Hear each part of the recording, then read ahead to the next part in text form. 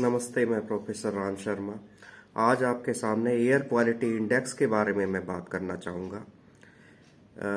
मैंने भारतवर्ष के सभी महत्वपूर्ण शहरों का एयर क्वालिटी इंडेक्स चेक किया, तो मैंने पाया कि भारत के सभी महत्वपूर्ण शहरों का एयर क्वालिटी इंडेक्स जो कि 30 होना चाहिए, वो 30 ना होकर 150 से 250, 300, 400 तक मौजूद है।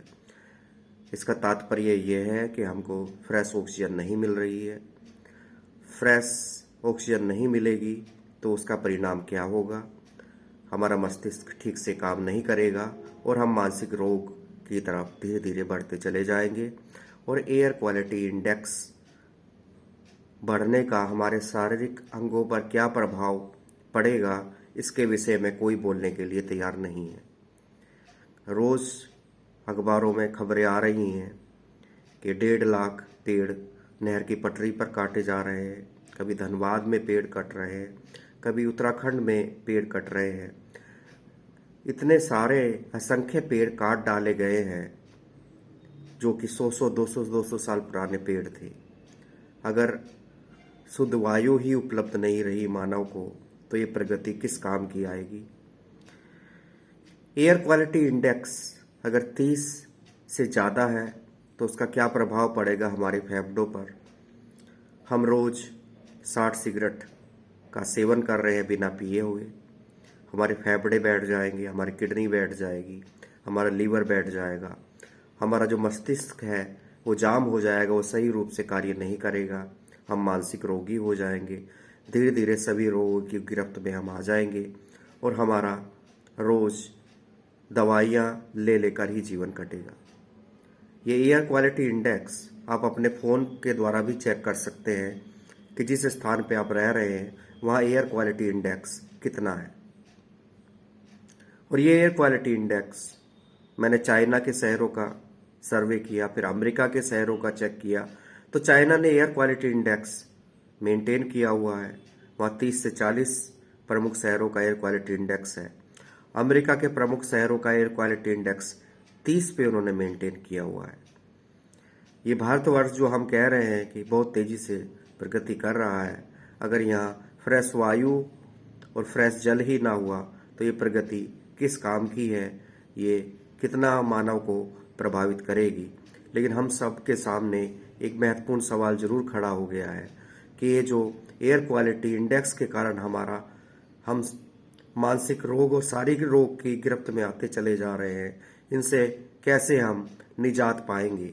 ये एक ऐसा प्रश्न है जिसका उत्तर अभी मुझे दूर दूर तक कहीं नजर नहीं आता। दूसरी तरफ अगर मैं मानसिक रोग की बात करूं, प्रत्येक व्यक्ति की पहचान एक बड़ी कार हो गई है। वो बड़ी कार को बड़े प्रेम और ध्यान से दिखाता है, चलाता है। बड़ी बड़ी अट्टालिकाएं उसकी जो है पहचान बन गई हैं।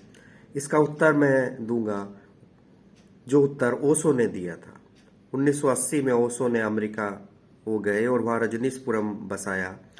ओशो के पास उस समय Guinness book world record 99 Rolls Royce कारें थी।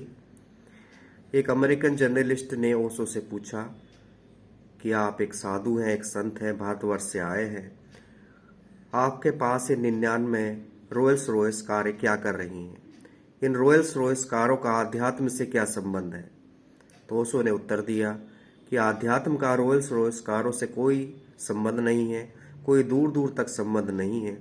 लेकिन अमेरिका की जो कंज्यूमरिस्ट मेटेरियलिस्टिक सोसाइटी है उसका संबंध कारों से अवश्य है।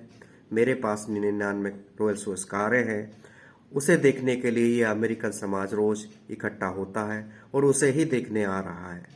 ये मेरी काबिलियत है कि जो अमेरिकन समाज रोल्स रॉयस कार देखने आया है, मैं उसका ध्यान कारों से हटाकर ध्यान की तरफ ले जा रहा हूँ।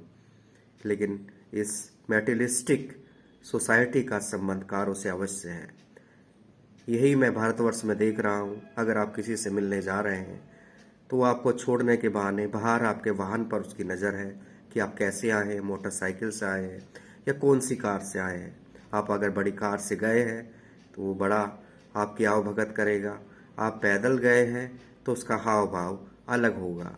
ये अलग अलग तरह के जो मानसिक रोग से हम ग्रसित होते जा रहे हैं, और शुद्ध वायु ऑक्सीजन न मिलने के कारण हमारे अंदर जो मानसिक रोग आते जा रहे हैं, हमारे अंग प्रभावित होते जा रहे हैं, इस पे एक बहुत गहन अध्ययन, रिसर्च की आवश्यकता है कि हम आगे हमारा भविष्य या अस्तित्व क्या होगा।